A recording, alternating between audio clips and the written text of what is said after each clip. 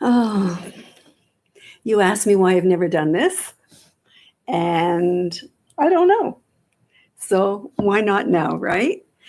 I'm going to, first of all, I want to thank everyone for such an amazing response to Café Confidential.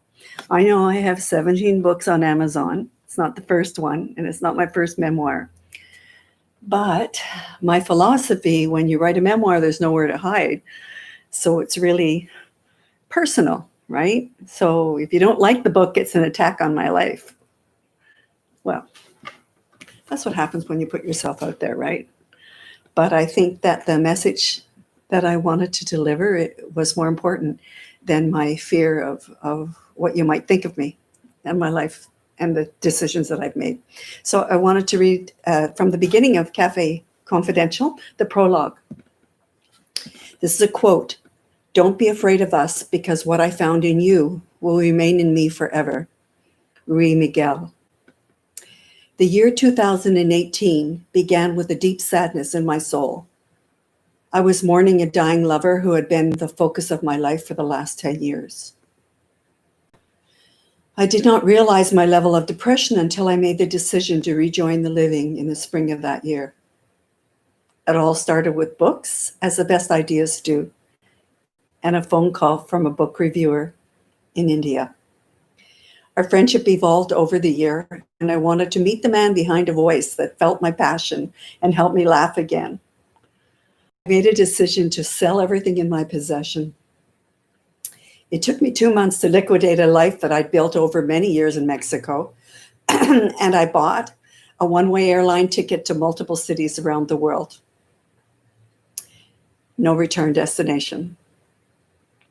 When I began my incredible adventure in February of 2019, I could never have imagined the astonishing turn of events that would transpire in the next 17 months. Today, that journey has led me to a rooftop studio loft in Istanbul, a garret once imagined only in my dreams, a refuge where I could write and read and eat and sleep and fall in love with life. Surrounded by history and so much beauty, I'm learning to trust and let go into love. As I journey to Europe, Asia, and the Middle East, adventure, lust, and love defined my trip. I found myself inspired by Rumi's words, and I share his centuries-old wisdom with you. Maybe you will discover with me that it's never too late to follow your dreams. Rumi was a Sufi. The Sufi way of life is not that of the ordinary people.